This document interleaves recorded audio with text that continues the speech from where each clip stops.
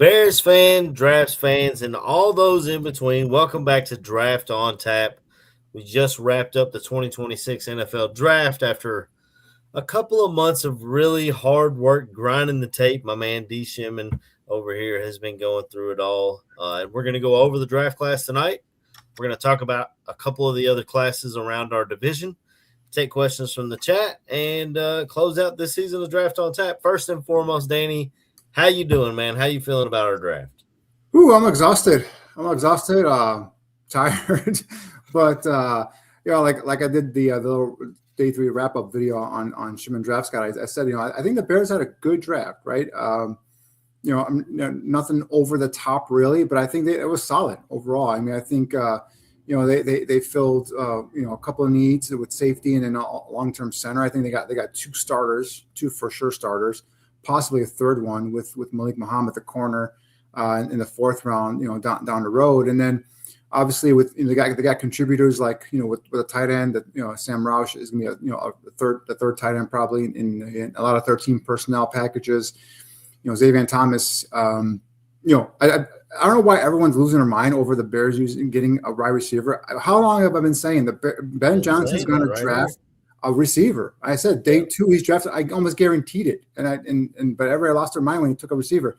Now you could say, all right, different receiver, fine, whatever. But Xavier Thomas provides something that Ben Johnson saw, and that's the speed element. And I kept saying he wants someone that's dynamic. He wants a dynamic element, someone that's going to take the top off the defense. I thought personally he might go for a little bit of a bigger body size, bigger body type, but 5'10", almost 5'11", and 195 pounds. Thomas gives him some versatility, but we'll get into each pick later on. But I'm just saying, so they got a contributor there, and then obviously Muhammad is a guy that I think will come in and again he'll go to that School of Hard Knocks under Al Harris, and I think he's a guy that's got talent, right? He's a true freshman starter at Texas, so this kid's a very, very talented kid.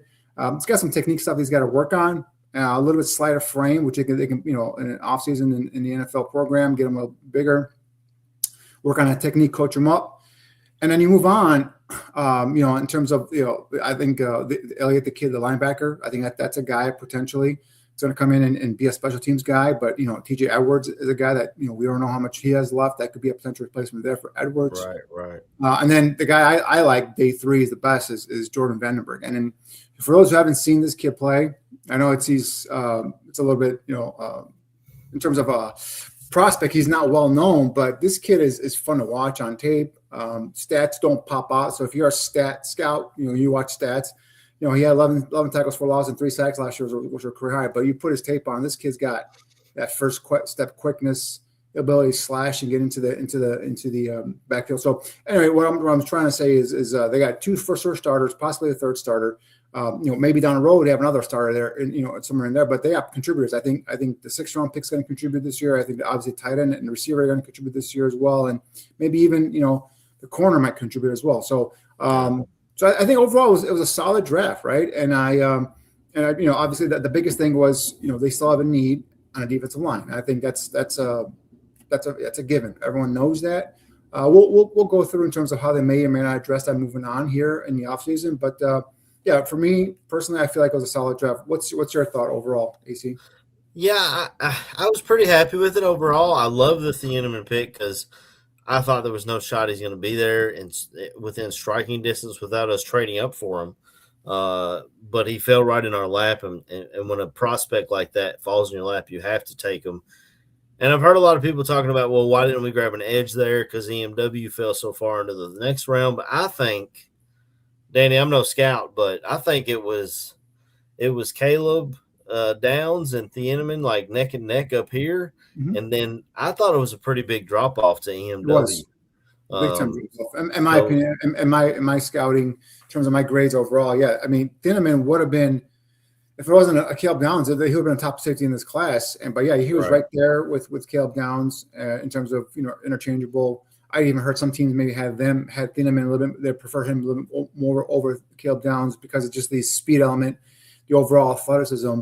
But for me, it was Caleb Downs, Thieneman, real neck and neck close, and then it was a big drop. I had a 2nd round grade on EMW, so he went, I think, right where I kind of had kind of forecasted and kind of scouted him for. So all the the TV, GMs or mock drafters, whatever you want to call them, but they all had him going in the first round. I didn't see it. We even had Eric Edholm on, and I talked to him about it as well. And Eric said, "Yeah, I don't see him going in the first round," and sure enough, he did not. So it was a big drop off. Definitely, in my opinion, you're right. We talked about it on Thursday night. It was the best player available. He dropped to them, and actually, I think we have to thank our division foes there, the Vikings, for going with the biggest boomer bust reach pick in the first round with Caleb Banks, for letting him drop. Once he got past the Vikings, I was like, all right, there's a chance, right? And then now you're worried about teams jumping up. And then when Hire Roseman and the Eagles jumped up ahead of the season, obviously I didn't know it was for receiver. I thought maybe because they had lost one of their safeties to the Texans, and so they might have been looking for something there as well. But they went up getting Mekhi Lemon, and then that kind of just tumbled down. Tumbled right down to the Bears. So, yeah, I'd heard that he could have gone high up as the Cowboys if someone else had taken Caleb Downs, but Caleb Downs fell to them, so they jumped up and grabbed him.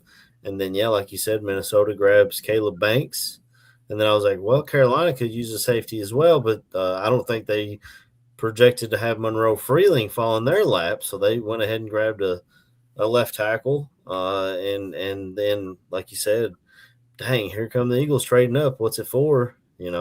But if someone else had taken him, do you think Keldrick Falk would have been the pick, or I guess it's purely speculation? That would have been my guess, but the only thing, and we talked about it the night that the draft happened, was there was some time there in between where it's not like the Bears were getting some calls there for trade. So if the Thieleman's not there, I think Ryan Poles even admitted it.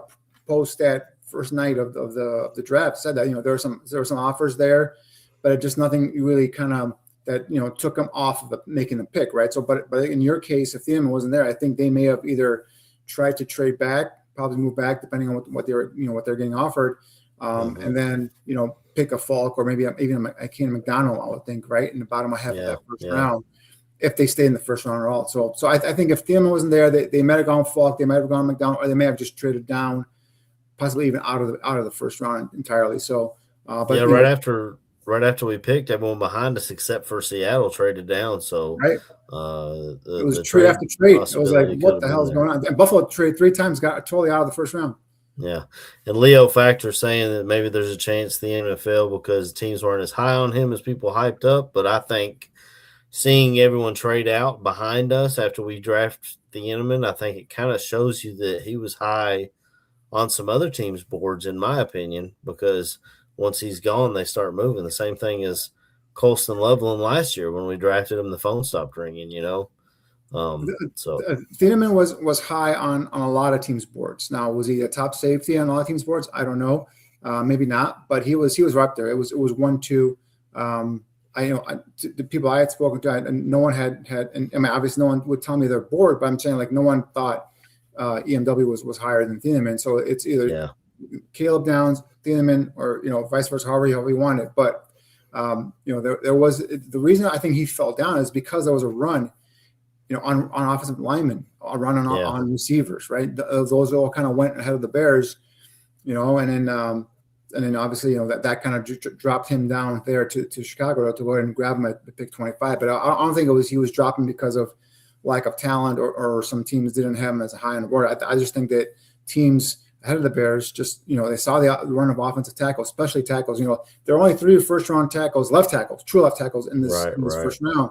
And you saw all of them kind of all go right there, and then all of a sudden mixed in with the guard from Penn State, and also then after the Bears, Keelan Rutledge went, the guard / center from Georgia Tech went as well. And the right tackle, Blake Miller went to Detroit there too. So it was a run on tackles and a run on receivers. I think that kind of just helped trickle down Thieleman to the Bears, and it worked to their advantage. Well, I mean, speaking of offensive line, the second round we saw a run on defensive line that I think Akis would have been drafted by us if he fell to us, but the Patriots traded up and grabbed him right in front of us.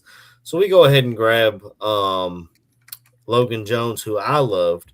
when we were talking centers on here, I fell in love with Logan Jones, and Yep. I think he was my favorite one in the draft. So the fact that we were able to get him, I was psyched about, and I shout out to you in this show for giving me the resources to have a little bit of knowledge on these prospects when they come up. I was like, even though whatever this consensus big board is that they've got, I know Logan Jones is a baller, and I know he's a fit and all of those things, and he fits perfectly. And then they trade down from 60, pick up some extra draft capital, and grab they grab Roush at that point, Sam Roush, and Packers fans were upset with it that we drafted him because they had their eyes on him, I guess, to try and get another tight end, which we're starting to see the offenses in the NFL. It's a copycat league, and Sean McVay last year continued to go into those 3 tight end sets, and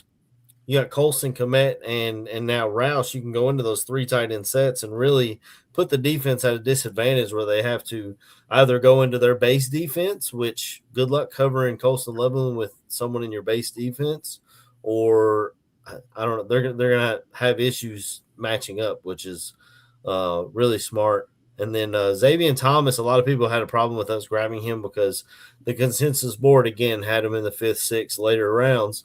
But I heard Field Yates on with Waddle and Sylvie today, and they said and Field Yates said a draft scout called him when he dropped his top 150 or whatever and said, "Where's Xavier Thomas at?" And he said, "Well, he's not in my top 150." And the guy told him, this is a guy who works somewhere in the NFL. He wouldn't give a name, obviously. He wouldn't give his source out, but he said, that guy's going in the 3rd round. So if it wasn't us, it would have been someone else in the 3rd round grabbing Xavier Thomas, even though a lot of people didn't like him. And then trying to think after that, we grabbed – I've got them all. Let me touch on a couple of these picks real quick. So with Logan Jones, obviously, I think like you hit it. He was an ideal fit, right, for what the Bears do in terms of athletic.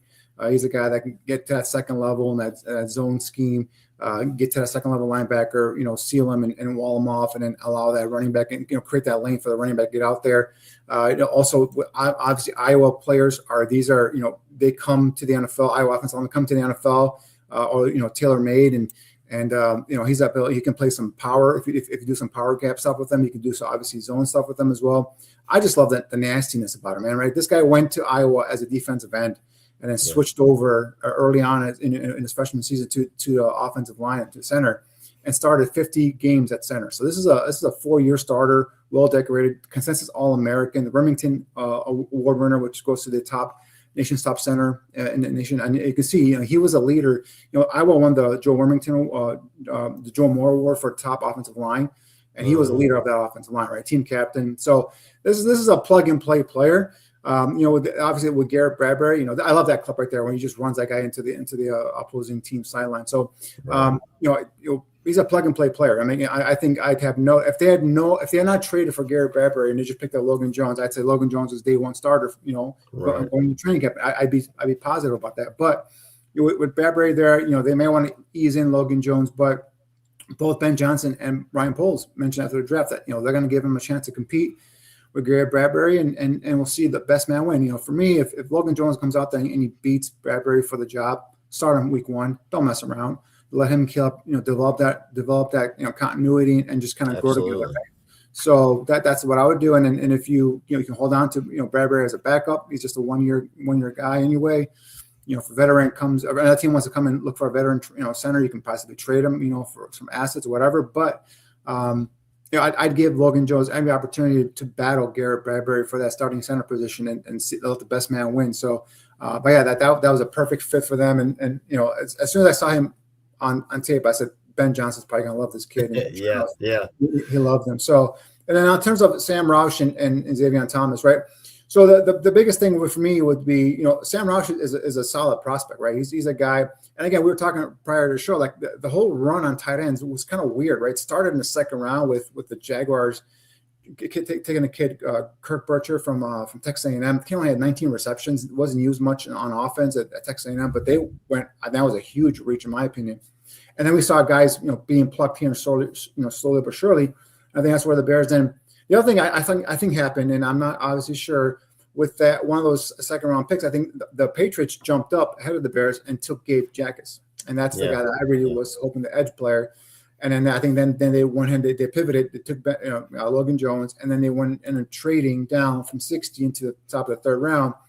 And I think then you saw this run on tight ends, and there's a lot of tight ends drafted this draft. I forgot what the final number was in terms of the amount of tight ends that was drafted, and a lot of these guys are, like the inline, blocking tight ends like a Sam Rush. And for me, Rush was the better of all of them, right? He's probably the best tight end, blocking tight end in the entire draft class. He's 6'6", 267 pounds with big 10-inch hands.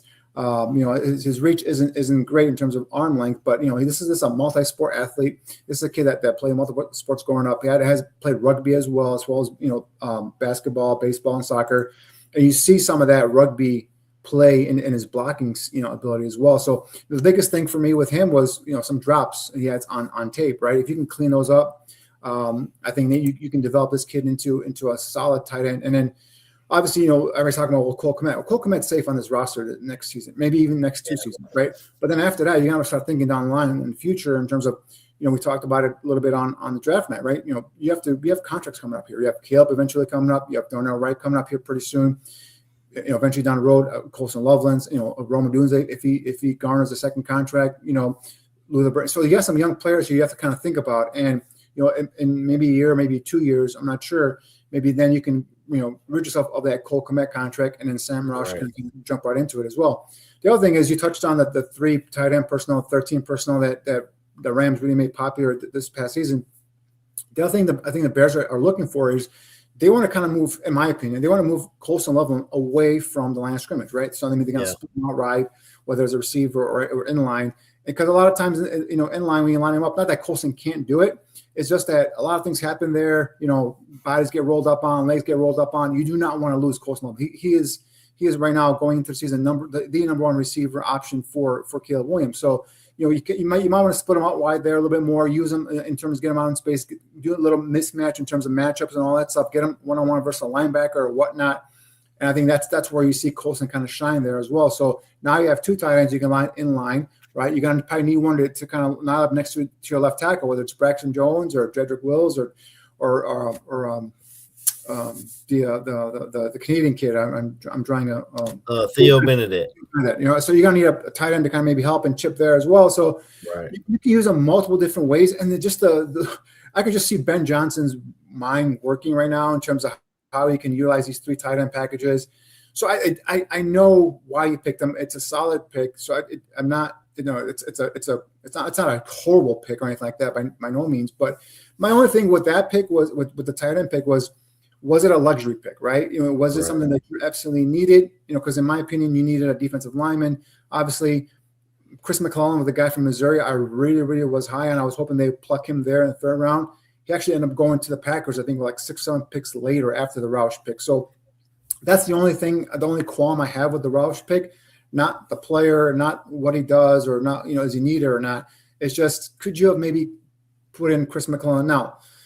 Maybe they weren't as high on McClellan as I was in terms of overall grade. That could be a possibility as well. So, but we'll keep an eye on that one, see how that plays out. Moving down in the future, and then Xavier Thomas again. We talked about it earlier at the beginning of the show. I told everyone they're going to draft a dynamic playmaker. Now, did I know it was going to be Xavier Thomas? No, I thought they were going to go with maybe a bigger body size type.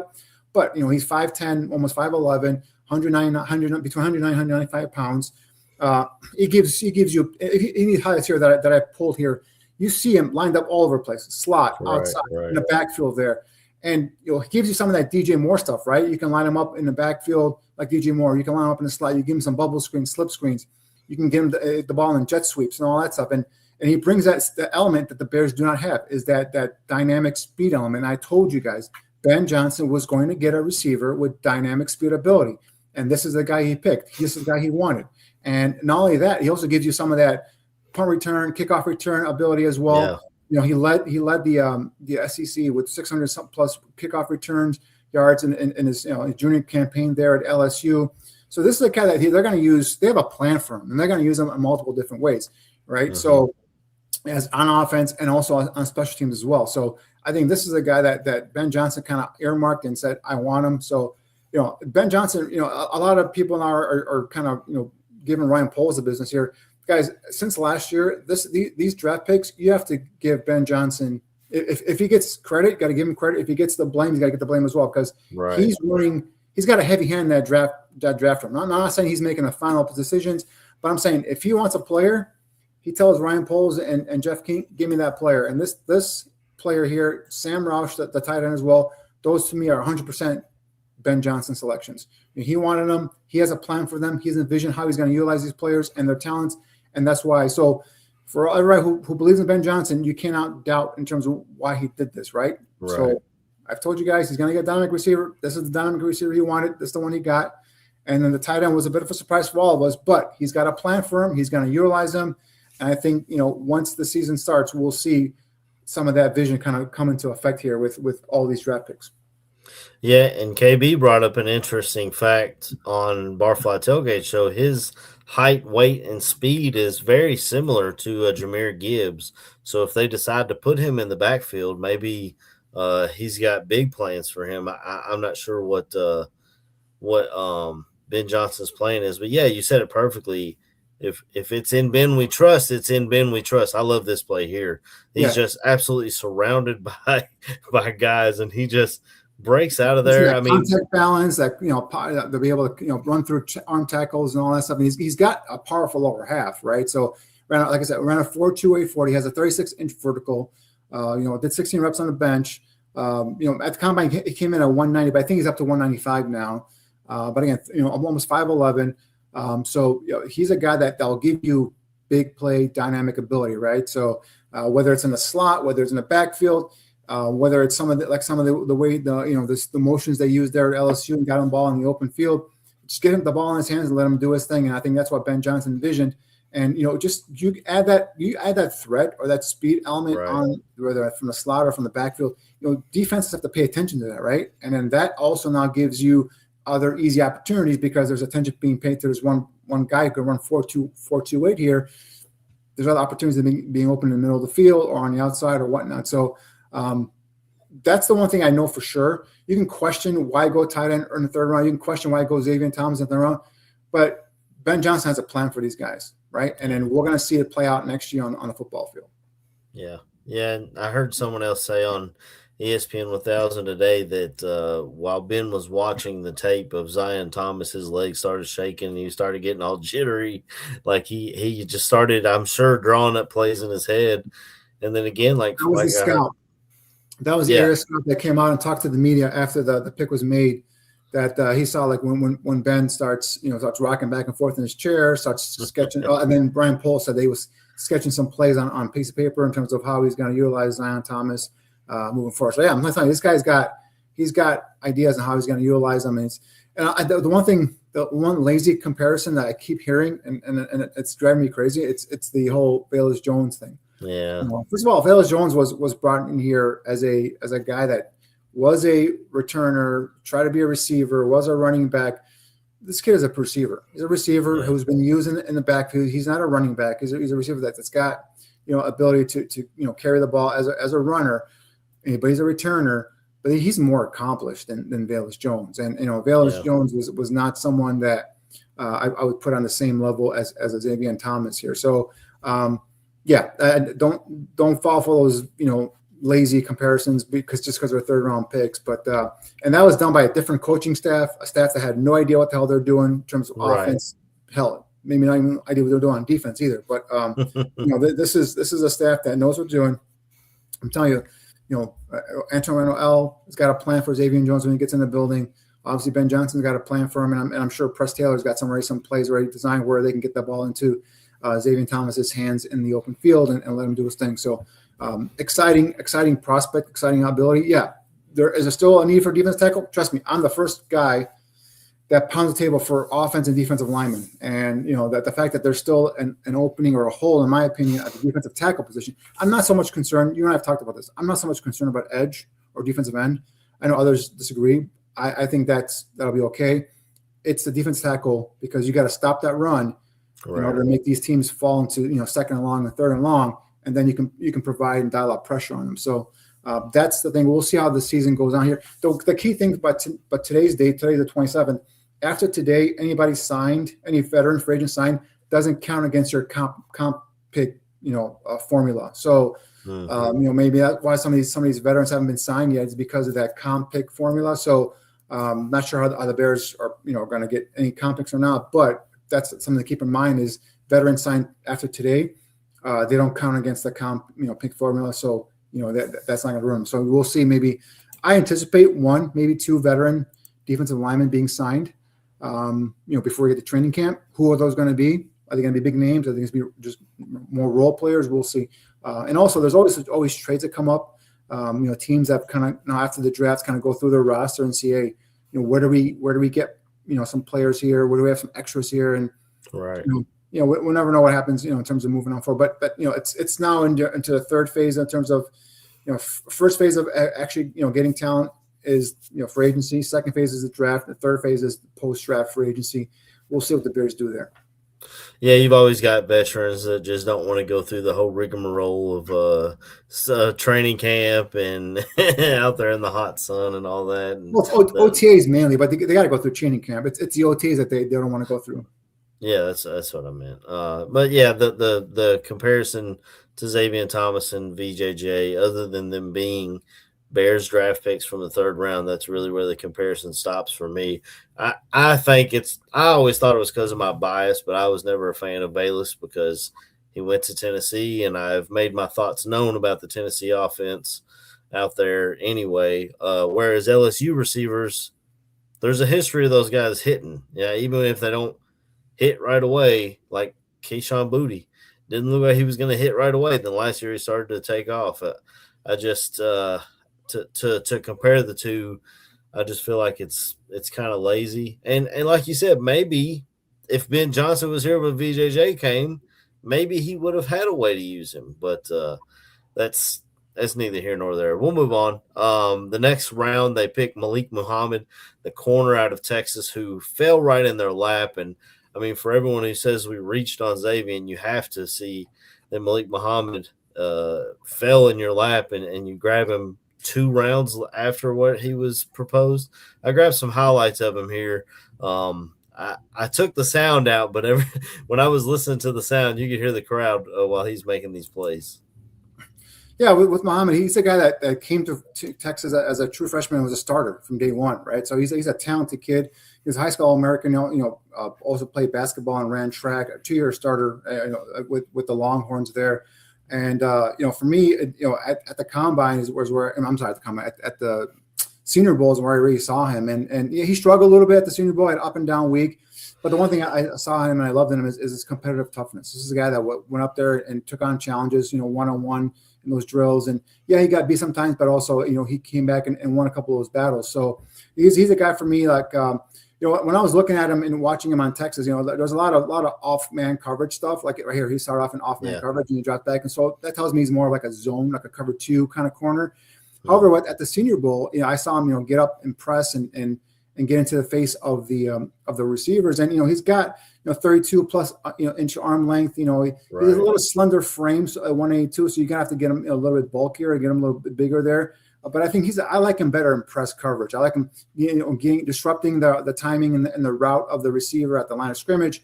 And again, DA's always talked about, he wants corners that are aggressive and be able to come down and kind of reroute receivers and also, throw off the timing of the offense. I think that's where he kind of would succeed there again with that length and with that height, 6 foot tall. So for me, again, that size and length, I love that. I love the temperament, the competitive toughness that he has there. For me, he's, he can drop back and be an off-man corner, but also I think I like him too as a press man, physical corner as well. So, technique-wise, he's going to have to get, coached up. And again, Al Harris is probably the best corner, coach, secondary coach in the NFL. And I think you give him a kid like this talented. Again, obviously Texas is a big time program. You start as a freshman, you've got some big time talent, right? So absolutely, I'm saying you have Al Harris coach his kid up, and then this is the other guy, right? I said you drafted 2 starters for sure. He could be a 3rd starter, right? And we've talked about Tyreek Stevenson, this could be a hit or miss in terms of his season with the Bears. And obviously, Terrell Smith, who I'm a big fan of, is always, unfortunately, always injured. So Muhammad has a chance to come in here. And then obviously, Ja Frazier is a rookie from last year we have not seen. So he's got a chance to come in here and, get under the tutelage of Al Harris and develop and become a future NFL starter. So that's where I said, they got 2 starters for sure, potentially 3 starters, and a bunch of other contributors in terms of other words on the defense as well. So good. I had him as a day 3 pick. So he went in the same range that I had him at. I had him a 4th round range. That was my grade on him. So, and primarily the only questions why I have him in a day 3 was some of the turnovers. Ball production wasn't there. Now he did have 2 interceptions this past year.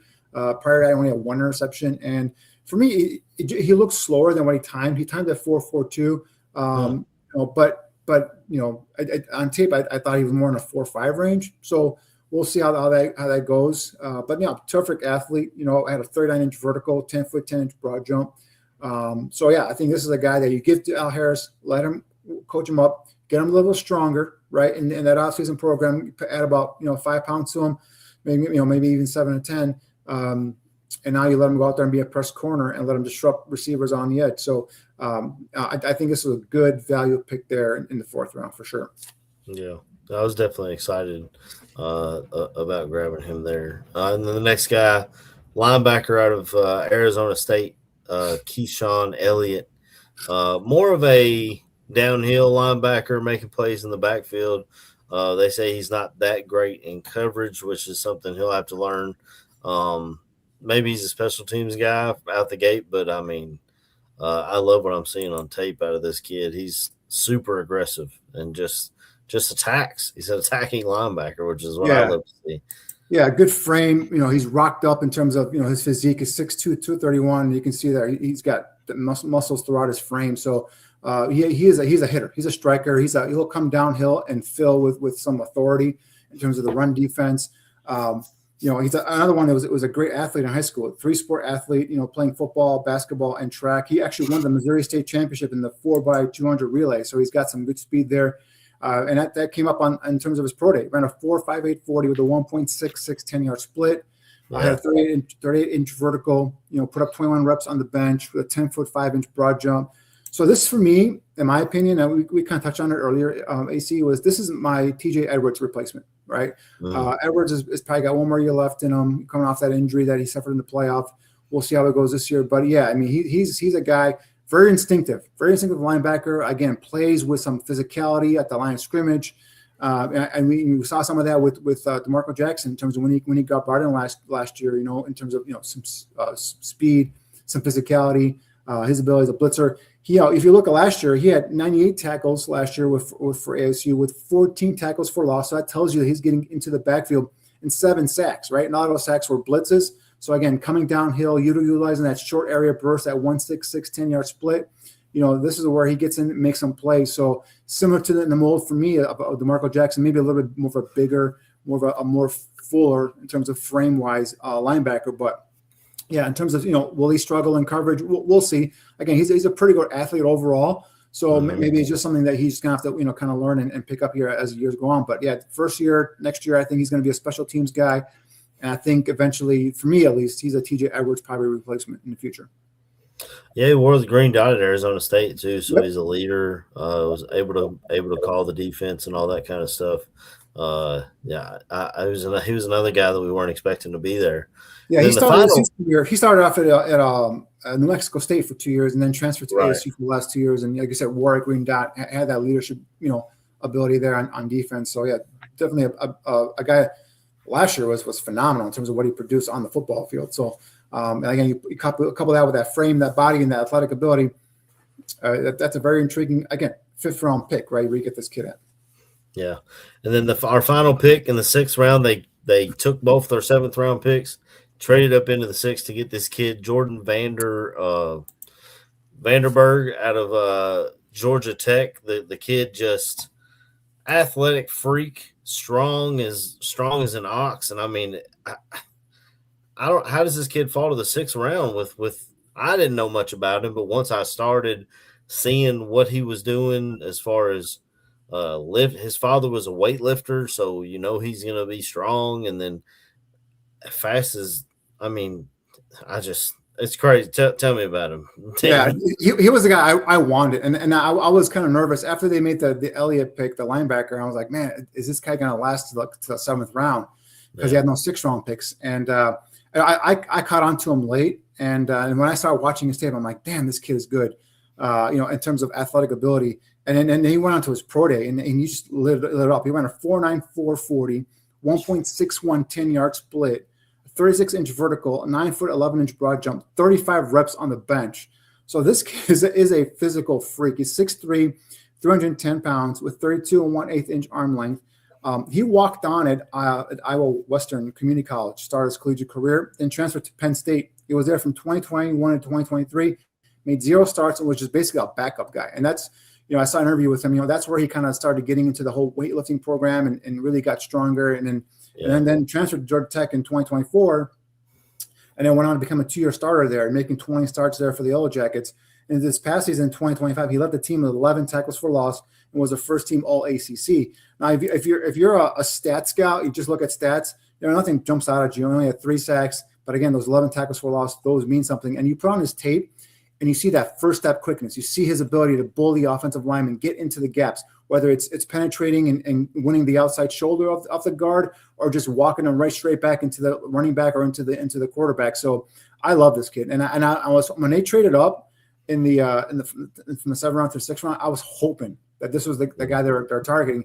And sure enough, that's the guy that they targeted. And I was ecstatic about it. So again, I'm not saying he's going to be an all-pro defensive tackle for the Bears, but I think he's a guy that can come in next year and he can be part of a rotation. I think he can be a guy that can, especially with DA, you run a lot of those stunts and twists, and that with that athletic ability and his first step quickness and the ability with that short area burst, I think this guy can make some havoc there along defensive front. So really excited about this kid. I think this is going to be someone that Bears fans are going to get to know and are going to start to get to love as the season goes on. And I do expect him to contribute next year as part of that rotation. So, Jordan Vandenberg is a kid that I was hoping they would target. They actually did, moved up and traded and got him. And I think that this is going to be a really, really good pick 2-3 years down the road. We'll be like, damn, they got this guy in the 6th round. So, again, I'm not going to try and tell you guys he's going to be an all-pro, but I'm telling you this guy's going to be a fan favorite. He's going to make some plays, and he's going to be a guy that's going to be part of that rotation early on in his career. I mean, maybe I'm getting out over my skis on this kid, but man, when I see what he's putting on tape and the athleticism and the testing numbers and all this stuff, he just looks like an absolute steal for me. Dylan Holmes is saying here, well, a lot of us Bears fans went into the draft saying we need edge rusher. The edge rushers didn't fall to us. I'm wondering if this Vandenberg kid pushes Shamar Turner to the outside. Maybe we get our edge rusher like that. And also, I feel like everyone's forgetting about Austin Booker. He's going into his 3rd year. He's an ascending talent.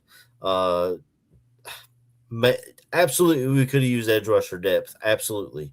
But at the point in the draft, other than deny Dennis Sutton, which I'm assuming they must not have liked a whole lot because they let him continue to fall, I just didn't see where we were supposed to grab an edge rusher that fits Dennis Allen's scheme as far as size and all of those things. So this kid right here, if he can play some defensive tackle for us, Dennis likes all these guys to be able to move around too. So maybe that's part of it. What are your thoughts though? I agree, and so a 2-part there. So obviously, with in terms of Shamar Turner, I do believe they're going to kick him out to edge. I think that's or defensive end, I should say. That's where they had him before he got injured, and I think that's where they're going to keep him there for now. And Jordan Vandenberg could be part of the reason why they keep him out there. Obviously, they signed Gallimore as well, and also Katavius Street and the kid Lynch as well. So they got some depth back there. So they can keep Turner out there.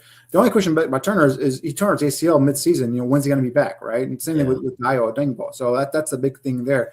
In terms of edge, and I get it. I know why people are dying for an edge or asking for an edge, but I'm with you. And I've been on this train from the beginning. And I said, edge is a need, but it's not a dire need. And then because of Austin Booker and guys, towards the end of last season, I've said this multiple times on multiple different shows. Austin Booker was the best pass rusher in the last 3 or 4 weeks for the Bears, opposite of Montez Sweat, right? So I think that's a guy. He's been. I've seen some clips of him in terms of Instagram, in terms of some of the workouts he's done. He's putting on some weight. He's getting some good muscle in. Getting stronger. And yeah, and he's a guy that I think that the Bears have high hopes on, and that Dennis Sutton was a guy I was hoping to get as well. But then I'm thinking like, so all right, would he come in? Would Dennis Sutton come in here and be able to beat Austin Booker out? And if the answer is no, or win that starting job, then you go get yourself another player, another position. That's what they did when they got Malik Muhammad at cornerback. So that's the thing for me is they got the guy there. And the other thing is for me is we saw towards tail end, especially in the playoffs, the DA and I think this was something Ben Johnson said after the draft. He said we're going to coach them better in terms of generating pass rush, right? And everybody thought, oh, they're going to go out and they're going to make these guys better pass rushers by coaching them. I think the way I took it was they're going to, all right, now they know what they got. Now they know what Turner can do if healthy. Now they know what Vandenberg can do if healthy. Now they know what these guys can do when healthy. So now you're going to go, all right, now I got myself Kyler Gordon, hopefully healthy. I got myself 2 safeties that I can mix and match back there. Both are, fast and both are aggressive in terms of what they can do. Now you're going to see, and they got a fast linebacker in Devin Bush. Now you're going to see, I think you're going to see DA scheme up more pressure, and meaning utilizing every guy on the field, whether it's corner blitzes, whether it's safety blitzes, whether it's linebacker blitzes, whether it's stunts up front. I think that's what I think Ben Johnson was referring to when he says we have to coach up pressure better. I think instead of taking what these guys, can and can't do and say, all right, player A does this well, cool. We're going to put him in this package, and now we're going to do this, run this kind of in this kind of base, and we're going to run this kind of pressure off it. So I think that's what they mean. So I think they're going to generate pressure. And again, Austin Booker is developing, and I think he can eventually be that 7, 8, 10 sack guy consistently. So edge is not the big issue for me or the worry for me. It's D tackle, because if you can't stop the run, I don't give a crap who you have coming off the edge. They'll just run the ball right down your throat, right? So that's where I think they need to kind of hone in. And I understand they signed some backup, some depth kind of guys, but again, those are what they are. They're depth backup guys. I want some guys that can come in here, some young guys that can stop the run. Now, Keenan McDonald was a guy. A lot had from Ohio State. A lot had said this guy was going to be just a 2-down. See, he was a 2-down player at Ohio State. He was strong currently as a run stuffer, but I thought he had some ability in terms of being able to be a pass rusher and develop into a pass rusher. So that's why I loved him a lot. Right. Unfortunately, that's someone they didn't go and draft. But Houston moved up to grab him, and we just, as far as trading up, like Yakis, they traded up in front of us to grab him. I just don't think I assume, right? We don't capital know. To move up. We don't know that they wanted Yakis. I assume they wanted Yakis, and just because typically New England. Why would New England jump up ahead of the Bears and another team to get Yakis? Because they thought the possibility that they've heard stuff that the Bears were interested or our team might be taking them there, so that's why they jumped up. So you just assume that, but we don't know 100% for that, right? But again, this is where you got to go into the third phase of free agency, and now you find your defense tackles. Who that's going to be, whether it's via trade, whether it's via mid training camp acquisition in terms of a cut, someone gets cut, so on and so forth. We'll see, because right now free agent list in terms of the defensive line, especially D tackle, it doesn't look too good, doesn't look too appealing, right?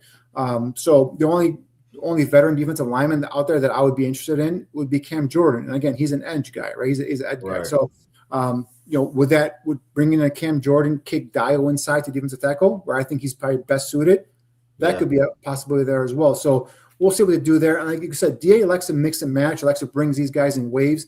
It's kind of like a hockey line, like a shift change, right? He brings one wave in and then brings another wave in as well. So I think edges are okay. If they bring in a guy like Cam Jordan, help kind of fortify that even more, terrific, great. But the interior is where I'm worried about. And until we see how they go to training camp and actually break camp and open the season with, I want to see what they do from now until opening week at defensive tackle, because that's my biggest concern right now is that defensive tackle position. Well, I had a question here from the chat asking, do you think Falk, Howell, or Parker would have been better at 25? I know Howell wasn't a fit. That's kind of how I answered it. We were big fans of Falk.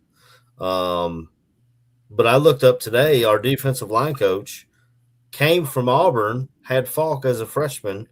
So if anyone knows him, it's him. I mean, he recruited the kid and all that stuff.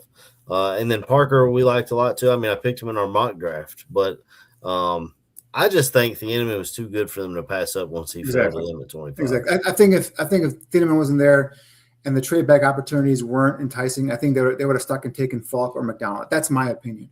And I think that connection they have there with Falk. I think that's why you heard a lot of like Daniel Jeremiah, like he does a lot of his mock draft in terms of he asks around and kind of gets a feel for what teams are doing. And I think his final mock he had Falk going to the Bears. So I think if Thieneman wasn't there, and assuming that none of the trade back options were good, I think they would have taken Falk, stayed and taken Falk there. So, well, I mean, we had undrafted free agent lists come in.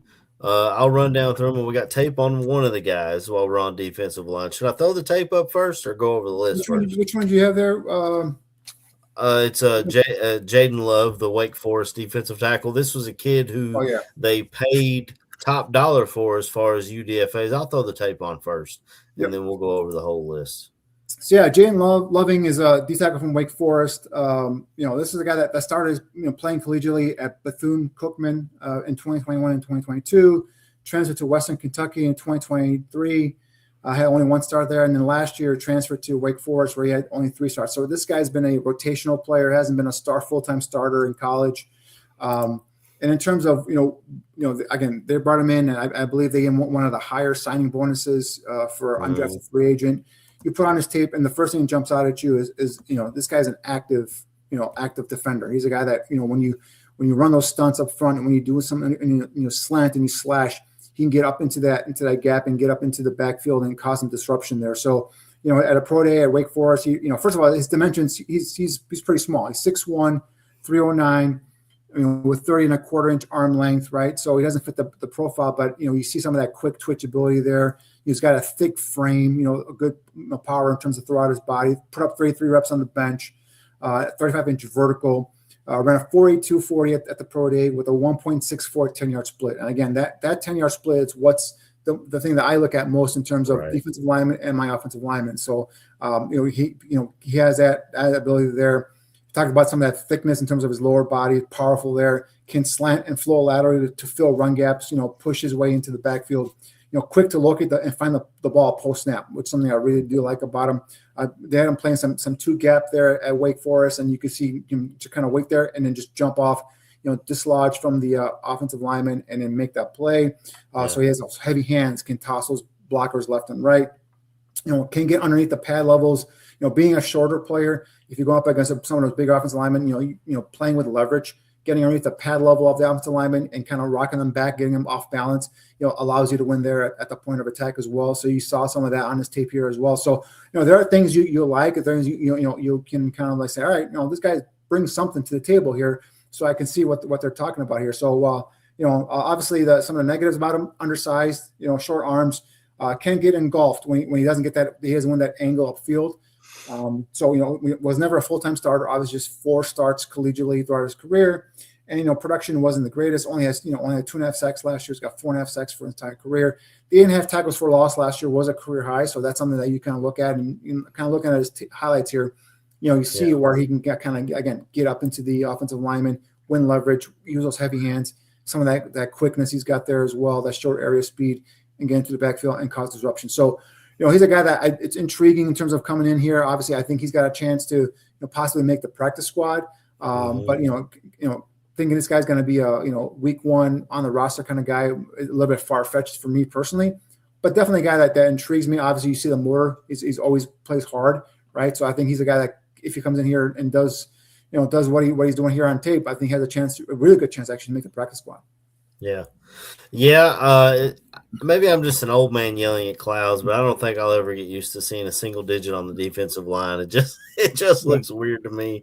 But I mean, they paid the kid top of the line for UDFAs, so they must see something in him, or maybe he was getting offers from some other teams and he kind of let his agent do some negotiating for him. I like what I see out of him. We needed defensive line help, and we got it here at the end of the draft, and I think that we got good value for guys that we did grab. I really like the Vandenberg kid, but And I noticed I spelled his name wrong. It's Jaden Loving, not Jaden Yeah. Love. But yeah, I like what I saw there, man. Even though he was undersized, he was holding his own against those big guards and centers in the phone booth there. Yeah. And there's always stories like that. There's always stories like a Jaden Loving, right, coming out of nowhere with minimal starting experience at college, and then just you get into the right program, you get into with the right coaches, and then the right scheme, and next thing you know, he's a guy that's a contributor on an NFL roster. So that's where I think you see with some of these UDFAs, you want to see something. You want to see whether it's size, whether it's athletic ability, whether it's a toughness, a meanness, or whatnot, a competitive toughness, and you just want to bring him in and have him compete. And I think that's what you're going to get here with Loving. He's going to get a guy that's going to come in here undersized. Obviously, the experience isn't what you're used to in terms of usually with these draft picks, but he's going to be given every opportunity to compete. And like I said, if possibly make the practice squad and just open up some eyes here. So that twitchiness, that ability to get off and get into the gaps and cause some disruption is what really caught my eye when I was watching his tape. So I see why the Bears were interested in getting him in here and seeing what he can do. Yeah, and I grabbed a list of all the UDFAs that we signed. I know you said you're having trouble seeing it, but I can read them off. That first one I can see, and that's the kid from Utah. That's the one that really, really I like a lot. Intrigues me. So that's Jaron Kump from Utah. I'll just get into him here real quick. 6'5", 313. He's a little bit older. He's at 26 years old. He's a 6-year senior. He served a 2-year mission, so that's why he's up there in age. But he ran a 5.2 740 with a 1.87 10-yard split. 34-inch arms, 11-inch hand size. He's a versatile offensive lineman. This guy who was a 2-year starter at center for the last 2 seasons at Utah, but he's made over 40 starts in his career, and he started 7 games at right tackle. He started 29 games at center, 3 at left tackle, 1 at right guard, and 1 at left guard. So he's basically started every single position along the offensive line. So he gives you some that offensive that position versatility. This guy that again, not the multi-sport athlete. A lot of these guys that the Bears are bringing in are very good athletes in high school. Played football, basketball, and also ran track as well. It's a team captain, right? Terrific size and length. Again, the versatility is something that really catches your eye in terms of being able to play 5 positions. Solid in pass pro. Plays long, locks up, squares his shoulders up, and dances with the defensive tackle. Does a nice job of forming a wall and getting in front of the quarterback, and kind of keeping that pocket clean there, forming it with the guards as well. Always looks for work in the pass pro. Will bury his shoulders in a defensive lineman's rib cage. So I love some of that nastiness he shows there on tape. Can twist and bury defensive tackles into the ground with some of those strong hands, and again some of that nastiness. Gets into the defender, or runs his feet in terms of on run blocks. So he creates some movement there. And again, uses that big frame, leans on them, and just runs those feet and gets that guy off his spot there. So you like that there in terms of the run blocker. Can get out and pull on the edge. So you can see some of that power stuff there as well. Again, seal off the interior in terms of seal off and get in front as a lead blocker for running backs. So there's some positive stuff, things you see on tape. Obviously the size and the versatility is great there. Like I even looked at some of his dimensions at 34-inch arms at 6'5", 313. This guy even be, he could potentially even be a tackle if you need in a pinch, right? But I do like him inside. I do like him at center or guard. Okay. There are some things in terms of some of the negatives. Obviously, he was undrafted free agent. I think some of that, the quicker, twitchier defensive tackles can get to his inside shoulder and kind of beat him upfield. He kind of lumbers to a second level, right? He's not a smooth guy. Like you put on Logan Jones, you see him just kind of fly up to a second level linebacker. With this kid, he kind of lumbers up to a second level, and his 1.87 10-yard split kind of identifies that as an issue for him as well.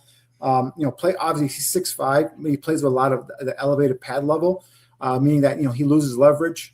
So when that happens, he can get little opens up his chest, allows the defensive lineman into his chest, allows him to kind of get walked back or pushed around a little bit. So there are some coaching points that you can work on with him. Right. I'm telling you, man, that position versatility, the size, the length, I think, athletically he's not ideal, but he's not horrible either. So I think this is a guy, he can get a chance to come make that team, make the roster. Maybe again, the big thing is the experience in terms of starting at multiple spots along the offensive line. Remember, he started a game, at least one game, at every single position on the offensive line. So, Ryan Bates has gone. He's a guy that gave you some of that versatility. He's no longer on this roster.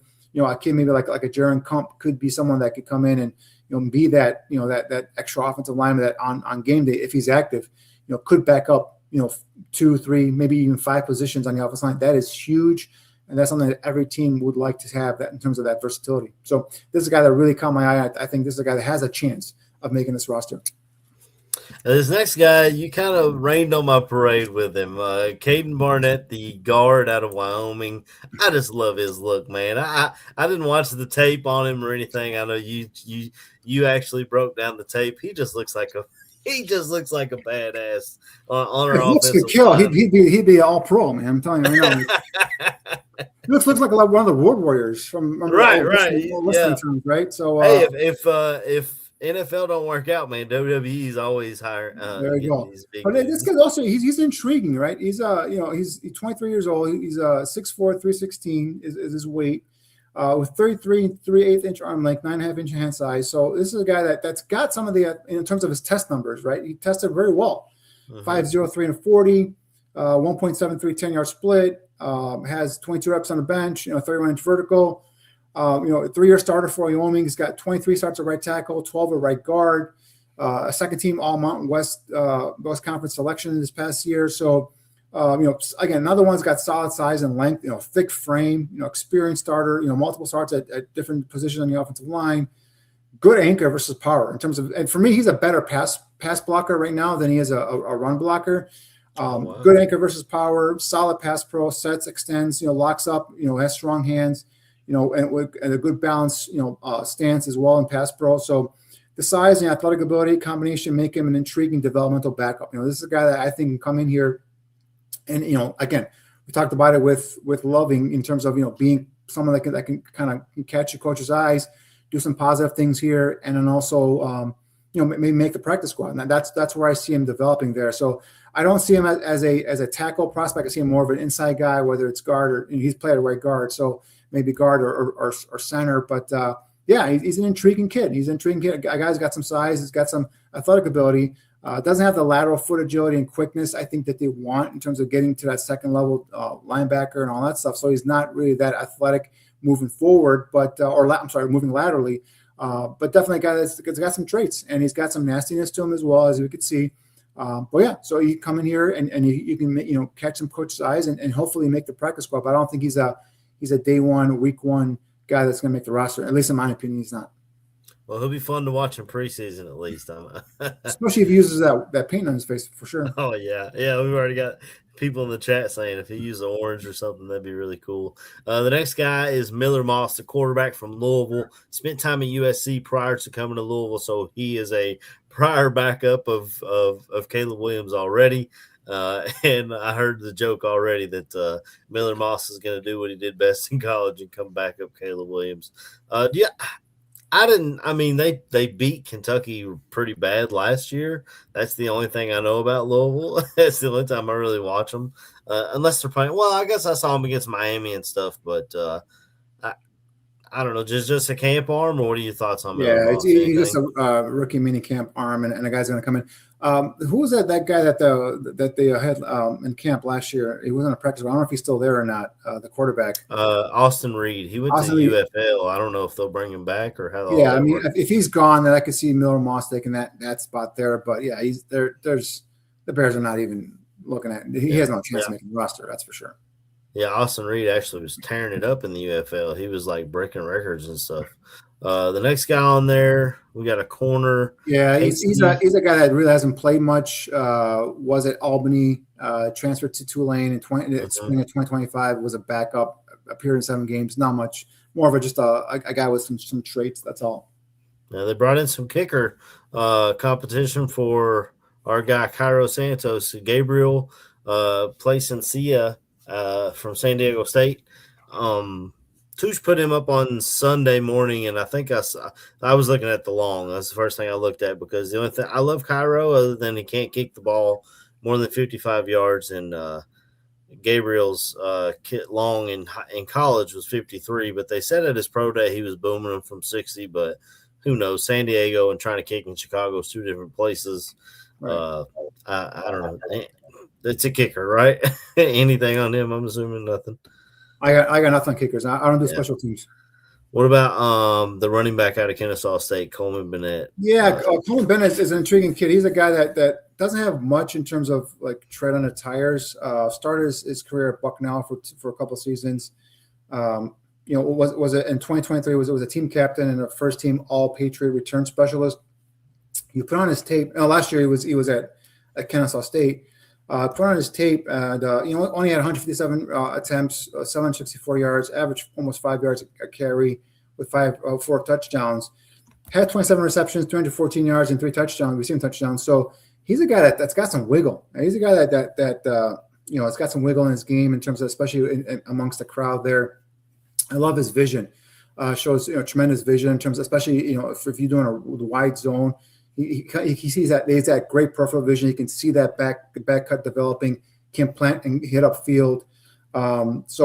This is a guy that intrigues me a little bit. Also, like I said, has a solid pass catching ability as well. So he's a guy to keep an eye on. Not obviously that third running back position. I think right now Brenton Brown is probably the lead candidate to take over that position. But Coleman Bennett can come in here and obviously a lot's going to depend on special teams, what he can do on special teams. But he's got some intrigue to him. Like I said, not much in terms of mileage on the treads there, but definitely a guy that gives you some wiggle and some surprising wiggle. Now, the long speed ran a 4.68 40, so it doesn't have that breakaway speed with a 1.61 10-yard split. But he shows an ability to kind of get around that edge, especially when he the vision. Like I said, I love he can bounce in and out of holes. You can also see something like that's kind of clogged up in the middle and just bounce it out to the outside and get around that edge there, defender, and get around the corner. So put on his tape, wasn't expecting to see much, but actually was quite intrigued by what I saw. So definitely a guy to keep an eye on, I would say, in training camp and see how he does. But I think him and Brenton Brown, and I right now I don't know if they have any other running backs on the roster, to be honest with you. But I think those two guys could be battling out for that third position in terms of the depth chart. But if not, then for sure practice squad ability. Maybe Xavier Thomas, according to KB, is possible. The next guy, Skylar Thomas, is safety out of Oregon State. We got a tight end. I'm going to run through these because none of these guys really caught my eye, to be honest with you. So you can just go right through them if you want. The tight end out of Iowa, Hayden Large. I was going to ask you about him because tight ends out of Iowa he's more of a fullback than a tight end. Yeah, All so right. he's more like a tweener, kind of like H-back. And it doesn't get much in terms of catches or receptions or anything like that. So we have Jaden Loving, the defensive lineman out of Wake Forest that we covered already. Squirrel White, the wide receiver from Florida State. I remember seeing him at Tennessee. Smaller guy, gadget guy. I didn't see much out of him from there. Bo Gardner, a long snapper out of Georgia. I believe our long snapper. He's got a chance. He won the Pat Manley thing. There's like I think there's a camp or something like that where I think Pat Manley, the former ex-Bear long snapper, holds, and he won that.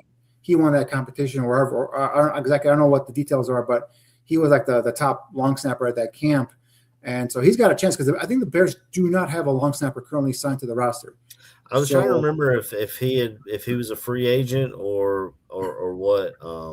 The long snapper from last year, but so I think currently they don't have a veteran long snapper, so he's got a chance to make it as a long snapper. So keep an eye on Bo Gardner there, long snapper from Georgia. Obviously playing at Georgia, SEC big game, so he's done some big snaps during his career. So, the fact that I'm sure Pat Manley probably have puts in a good word for him as there as well. So I'll be curious to see how that turns out. But he's got a chance to make the roster, I think. And then we got Omari Kelly, the wide receiver from Michigan State. I thought I saw something about him earlier, but I meant to look up his dimensions or something, and I just haven't had a chance to look at those. I actually he wasn't on him and Mason Murphy White. were recent. They were not on my initial list of unsigned or UDFA. So I haven't looked at Amari Kelly or Mason Murphy yet. Yeah. Well, D Stern say, what if Squirrel regains his speed? He's not going to beat out Xavier Thomas there. I don't know.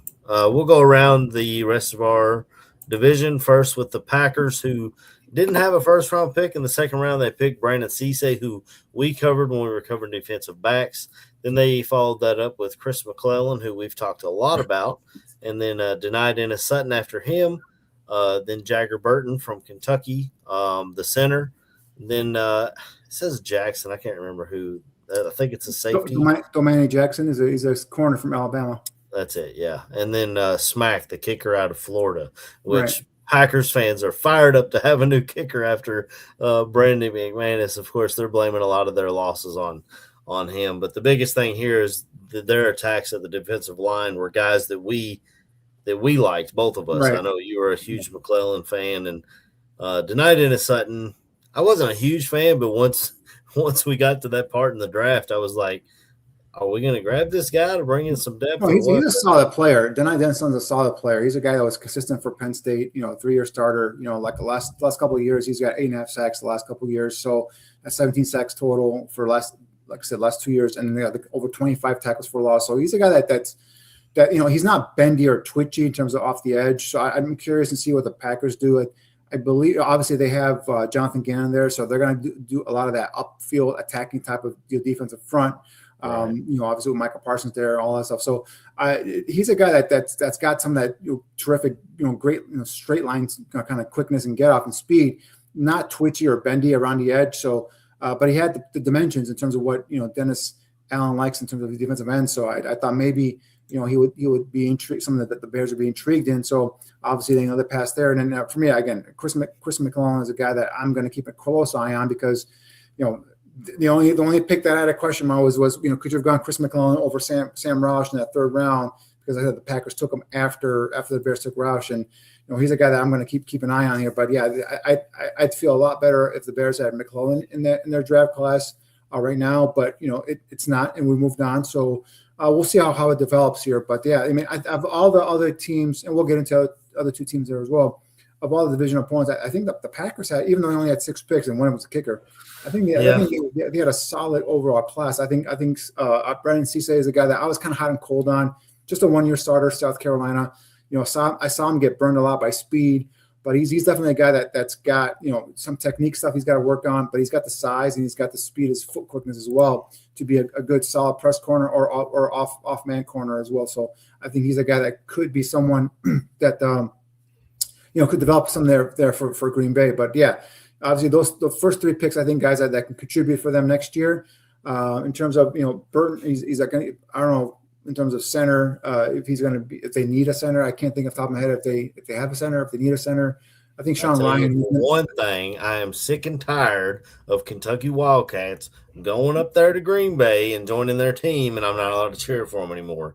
Jagger Burton is a local kid straight from Lexington. Went to UK, not great, but good. He can snap the ball if that's what you want. He's athletic, but he can be susceptible to the bull rush, at least from what I saw while he was at Kentucky. But I'm just tired of our rivals getting my Kentucky Wildcats, and now I can't cheer for them. And usually they go up there and they play really well. They're there for a long time. Randall Cobb. Now they've got Valentine. Now they've got Jagger Burton, and I'm tired of it, Danny. I'm tired of it. Yeah, so but I don't think he's going to challenge for a starting position next year. So I mean, more of like a backup or a depth guy. So we'll see how it goes there. But yeah, I think the first 3 guys can contribute next year on defense, and obviously they got some depth pieces there in terms of the other ones. And the kicker, may or may not be their kicker going into the season. Who knows? But they should have a kicker competition like we had with Cody Parkey. The next draft class of our division rivals is the Minnesota Vikings that grabbed Caleb Banks at 18. Thank you. That allowed Thieneman to drop to us. Jake Golday, the linebacker from Cincy. Dominic Orange, Big Citrus, the defensive tackle. Caleb Tierman from Northwestern. Jacoby Thomas, a safety. Max Fuller, a fullback. Charles Dennings, a corner. Damond Claiborne, the running back out of Wake Forest. And then they finished it up with Gearhart, a center. Hopefully Caleb Banks, the foot thing, that's you called him the biggest boomer bust prospect in this draft. And and that's how I see this class. I see if Caleb Banks is the boom, then this is going to be a pretty good draft class, because that guy's got potential in the middle to be a dominant kind of force. But big guys with bad feet, they tend to scare me, and that's why I was worried about him going up there. So, but yeah, I mean, I didn't want the Bears to touch him or Peter Woods in the first round, and luckily they didn't. So, but yeah, in terms of the overall Vikings draft, it doesn't really.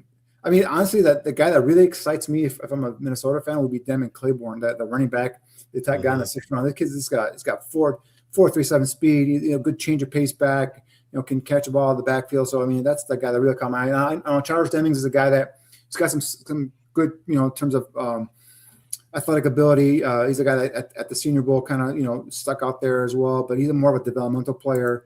Max Bretson is like a fullback, which, if they're bringing back the fullback there in Minnesota, we'll see. Jacoby Thomas is a guy I looked at potentially for Bears as a late round safety prospect. He's a guy that's very athletic, can make plays on the wall, aggressive downhill, but also in terms of coverage, I don't think that's his best aspect there. And Caleb Tiernan, obviously, was a left tackle here with the Minnesota with Northwestern, and they're going to kick him inside a guard there with the Vikings. And obviously, Dominic Orange is a kid, 2 down, run stopper kind of guy. I know a lot of people were kind of for the Bears, asking this guy don't have 1 sack in his entire career at Iowa State. He's not a pass rusher. If people have problems with Caden McDonald, who has more of an upside in terms of potentially being a pass rusher, this kid here is just a 2 down, run stopper. And obviously they lost. They being Minnesota lost both Jonathan Allen and Javon Hargrave, so they had some full holes to fill there on the defensive line, and I think Banks and Orange can do that. And for me, Galladay is a guy that got a lot of love during the draft process. Big, tall, athletic linebacker, but I saw some stiffness in terms of his lower half that kind of questioned his ability in coverage. So obviously they run that 3-4 scheme up there, so he's going to be more that inside, linebacker, but kind of like a plugger. So I think that'll work well for them there. I'm not sure how it will work in other systems, other schemes, but I think it's Caleb Banks. If he's a stud defensive tackle, if he can stay healthy, I think they have a chance to be, a pretty good draft class, and the other guys kind of fill their needs right in terms of their defensive scheme. But nothing really stuck out to me here in terms of, oh my God, like the Vikings had a great draft. So it's more of like all right, draft. But like again, for me, the Packers probably of the other division foes probably had the more impactful and probably better draft overall. And then we'll round it out with the Detroit Lions, who take Blake Miller in the 1st round, followed up with a couple of Wolverines and Derek Moore and Jimmy Rolder. Then they grabbed Keith Abney as he continued to fall for no reason. Then they grabbed Kendrick Law, another Kentucky Wildcat, Skylar Gill Howard, the tackle out of Texas Tech, and then Tyree West out of Tennessee. I liked Jimmy Rolder, but I liked him as like a 6th or 7th round pick. I was shocked that he went that early. Yeah. And the other linebacker I liked went to Atlanta, I believe, in the 4th round. The Kendall Daniels, who I told you about out of Oklahoma. Mm-hmm. But the big thing here is Blake Miller is projected as a right tackle. So I'm hearing, at least rumor, that Penei Sewell may be moved to the left side and they'll roll with Blake Miller on the right side. Yeah. So that's the thing is, Blake Miller was the because at that point the top left tackle, at least for me, was Proctor, and he was gone. Miami took him at 13, I believe it was 12 or 13. Mm-hmm. And then Freeling was there, so they had Monroe Freeling from Georgia, who's another pure left tackle. But they decided to go ahead and probably their best situation was kick Penei Sewell to left tackle and plug in Blake Miller, who's had, I think, like handful, like I think 2 or 5 starts at left tackle, and he's got over 50 starts at right tackle. So he's a right tackle. So I think you start Miller as a plug and play right tackle from day one, and I think you put Penei Sewell left tackle. And now Sewell, if I remember correctly, I think he did play left tackle at Oregon when coming out of college, and then they because they had Decker there, so they moved him over to right tackle, and he's been an All Pro there. So kicking him to left tackle could it'll be an adjustment, but I don't think he won't be a fish out of water there for Sewell. Derek Moore is a good physical pass rusher. He's a guy, again, there was a question about him in terms of tweener size. He's between 255 to 260. Some teams like the Bears, for example, don't know what to do with him in terms of, is he a hand the ground guy? I assume he's probably going to be, because they run a 4-3 up there unless they change schemes over the I don't think they did. So I think he's going to be a hand the ground guy for them as well. But he's a physical, pass rusher. So obviously, rushing opposite of Hutchinson. Right. So it's intriguing. I think Miller's going to be a day one starter for them. Moore could be a contributor for week one. Rolder is a guy. Again, I think he's more of a depth piece for them. Abney's a guy that dropped a lot. I think he's a guy that I saw maybe second, third round. They got him in the fourth round, so I think that's actually fifth round. I think that's good value for them with Abney there. And Kendrick Law, we kind of touched on him when we were talking about in terms of some of these dynamic playmakers, and he's a guy that talk about could be I heard some teams use him as a think of him as like a running back, right. Some see the developmental receiver. I wasn't as high on him as some other scouts were. So, and then Skylar Gil Howard, obviously next to, Lee Hunter there at Texas Tech, kind of overshadowed there. And tell you the rest, I did not have a chance to scout. So I'm not sure about that young man from Tennessee. Yeah, I don't know much about him either. Well, that is around our division. Yeah, so I think overall, I think the Bears are going to get. I got two starters. Eventually, if Logan Jones is not a starter next year, he's going to give you a starter very soon. So I think they got two starters, potentially three starters. I think the Packers got potentially three starters as well there. So I think Detroit got two starters, maybe more.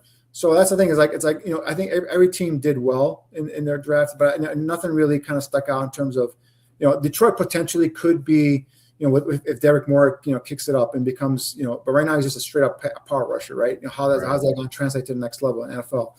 Blake Miller will be a day one starter at right tackle, and we'll see how some of the other guys, if they can pan out. But I think, the Bears got two guys that are going to start, the rest of them are all going to contribute. I do expect, looking at the Bears, draft class, I do expect all of them to make the roster and be a contributor, early on, or if not early on, at least in the rookie season. So I think they're going to get good value out of the rookie class there as well. So same thing with Detroit, and same thing with Green Bay, and Minnesota. Again, it's all kind of hedges on what Caleb Banks does. If he's the defensive tackle that a lot of people had thought of, he was going to be potentially coming into the season. They could have themselves a pretty solid player there as well. So right.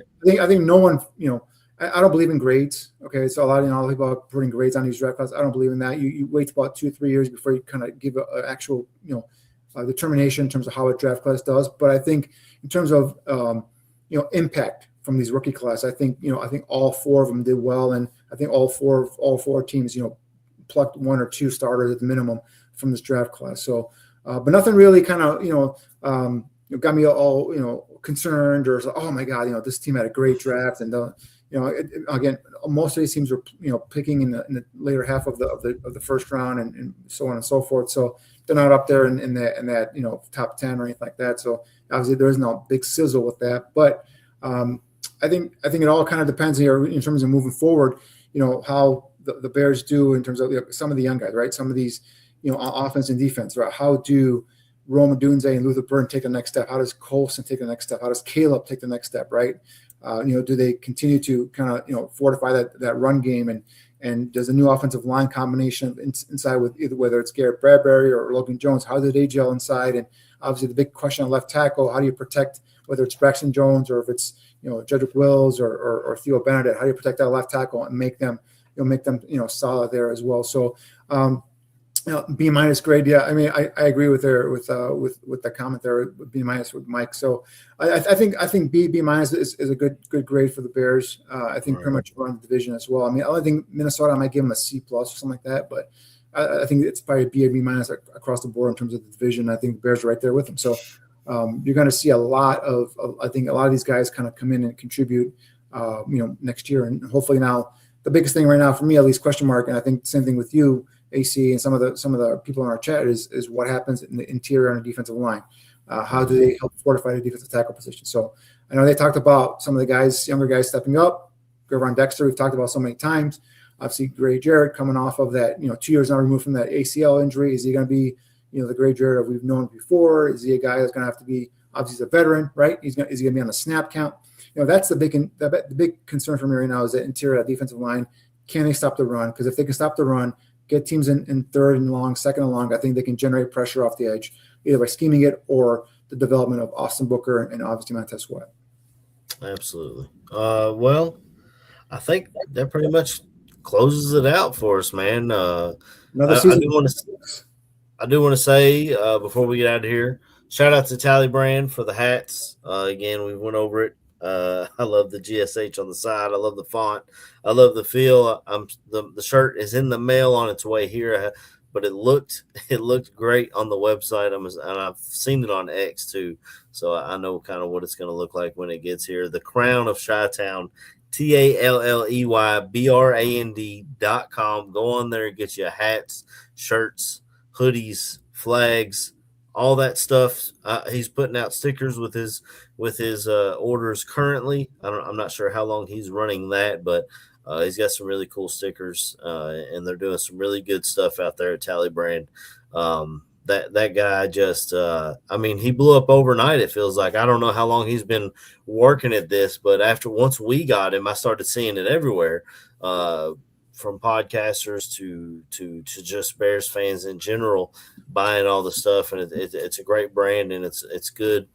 It's a good product. I just had to give them their final shout out there for the season finale of Draft on Tap, Danny. And first thing together, thank you for you for jumping in and being a host with me this season, and we'll see what the future holds for us and moving forward here at Barroom. But I definitely would like to come back and do this again next year. And thanks to all the listeners and everyone in chat and participating. And we got some knowledgeable fans out there that know what they're talking about. And J2K and Joe Vizzo and a bunch of other guys. And I remiss there's a bunch of guys I probably forgot their names, but everyone out there in the chat that's week in and week out that participate. Thank you for for being there and giving us the questions and being there to listen to us and all that stuff. But yeah, it was another great year in terms of covering the draft. We got a little late start, right? So there was a little bit of a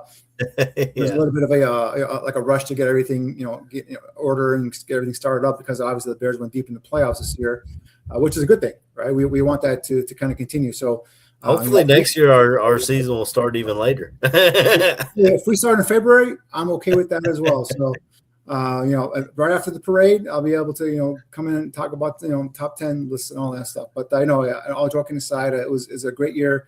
Had a lot of fun, and again, I appreciate you, AC, for jumping on and doing a great job in terms of running the board and running the show. Again, thanks to all our listeners and all our participants. And I'm going on vacation, guys, so I will be off for a couple of months maybe here, and we'll see what happens in terms of when the season starts. So, but the schedule comes up next month, and we'll start making those plans in terms of road games and all that stuff. So. It was another great year. It's exciting, and hopefully the Bears have another great year coming up here. Yeah, it's my first year on Draft on Tap. I've always been a draft nerd, so this was kind of right up my alley to go down this road. And I had a fantastic time with you and with the Barflies. What I love about our Barflies is they're not just meatball fans. A lot of them are really smart. They do their research. They're not just popping on here with memories of 85. They follow the game, and they know what they're looking at and what they're looking for, and they're not scared to let their opinion known. I'll tell you that. But I had a great time, and I can't wait until next year. But until next year, like, comment, subscribe to the Barroom Radio Network and to Shimon Draft Scout on YouTube. Hit the notification bell to tell you when we go live. I don't know how long you're going to take off before you start putting out scouting stuff for next year's draft class. I'm sure it'll be a while, but I may or may not. I'm already looking at the defensive tackle position. We're looking at some of the edge position for next year, some of the guys that potentially could be available. So running back, I think, will be a position next year that they could look at too as well. So we'll see. That's a good class for it. They got some good ones coming out. But until next year, Danny, we'll just leave everybody with a bear down. See you guys.